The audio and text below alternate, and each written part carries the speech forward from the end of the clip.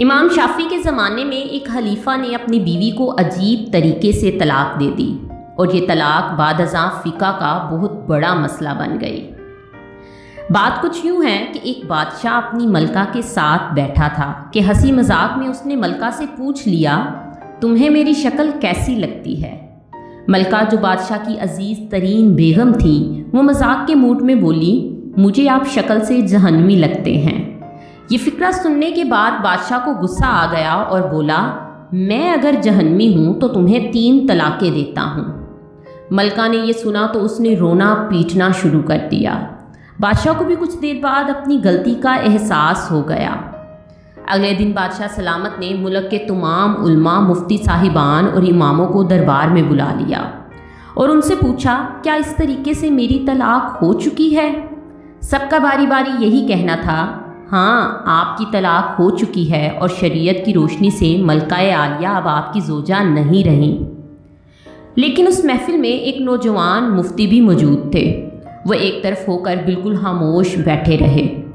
بادشاہ نے ان سے بھی یہی سوال پوچھا تو انہوں نے عرض کیا، جناب یہ طلاق نہیں ہوئی، کیونکہ آپ نے مشروط طور پر کہا تھا کہ اگر میں جہنمی ہوں تو میں تمہیں 3 طلاقیں دیتا ہوں، اور ابھی تک یہ طے نہیں ہوا کہ آپ جہنمی ہیں کہ نہیں ہیں۔ آپ کو اگر کوئی شخص جنتی ہونے کی ضمانت دے دے تو آپ کی یہ طلاق نہیں ہوگی۔ بادشاہ سلامت نے جوشیلے انداز میں پوچھا، لیکن مجھے اس چیز کی ضمانت کون دے گا؟ سب علماء کرام نے اس سوال کے جواب پر اپنے سر جھکا لیے کہ دنیا میں کون شخص جنتی ہے اور کون جہنمی ہے، اس کی کوئی ضمانت نہیں دے سکتا۔ نوجوان مفتی نے جب علماء کرام کو خاموش دیکھا تو وہ بادشاہ سلامت سے مخاطب ہوئے، بادشاہ سلامت، میں آپ کو یہ گارنٹی دے سکتا ہوں، لیکن اس کے لیے میں آپ سے ایک سوال پوچھوں گا۔ اگر آپ کا جواب ہاں ہوا تو میں آپ کو جنتی ہونے کا ضمانت نامہ دے دوں گا۔ بادشاہ نے کہا، ہاں پوچھو۔ مفتی نے پوچھا، کیا آپ کی زندگی میں کبھی کوئی ایسا موقع آیا تھا کہ آپ گناہ پر قادر تھے لیکن آپ نے صرف اللہ تعالیٰ کے خوف سے وہ گناہ چھوڑ دیا تھا؟ بادشاہ نے سر اٹھایا اور کہا، ہاں ایک بار ایسا ہوا تھا۔ میں اپنی خوابگاہ میں داخل ہوا تھا اور وہاں ایک نوکرانی صفائی کر رہی تھی۔ وہ لڑکی انتہائی خوبصورت تھی۔ میں بھٹک گیا۔ میں نے دروازہ اندر سے بند کر لیا۔ میں غلط نیت سے اس لڑکی کی طرف بڑھا تو اس نے رونا شروع کر دیا اور وہ چلا کر بولی، اے بادشاہ، اللہ سے ڈرو، وہ تم سے زیادہ طاقتور ہے۔ میں نے جب یہ سنا تو میرے اوپر اللہ تعالیٰ کا خوف طاری ہو گیا۔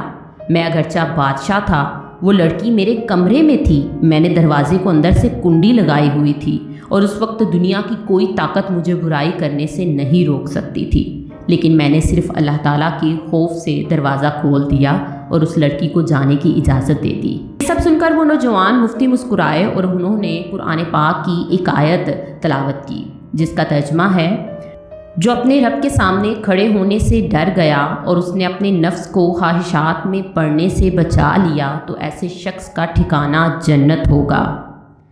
اس کے بعد نوجوان نے بادشاہ سلامت سے کہا، میں آپ کو ضمانت دیتا ہوں کہ آپ جنتی ہیں اور آپ کی طلاق بھی نہیں ہوئی۔ تو پیارے دوستو، مسلمان ہونے کے ناطے ہم ہر وقت جنت کے متلاشی تو ہوتے ہیں، لیکن آپ اس واقعے سے اندازہ لگائیے کہ جنت تو ہر وقت ہمارے سامنے موجود ہوتی ہے۔ یہ صرف ایک چیز کی ضرورت ہوتی ہے اور وہ یہ کہ ہم خوف خدا کی وجہ سے ہر اس گناہ سے توبہ کریں جس کو کرنے کی ہمارے اندر طاقت اور قدرت موجود ہوتی ہے۔ اللہ تعالیٰ ہمیں اپنے خوف میں مبتلا رکھے اور ہر قسم کے گناہ سے بچائے رکھے۔ آمین یا رب العالمین۔ شکریہ۔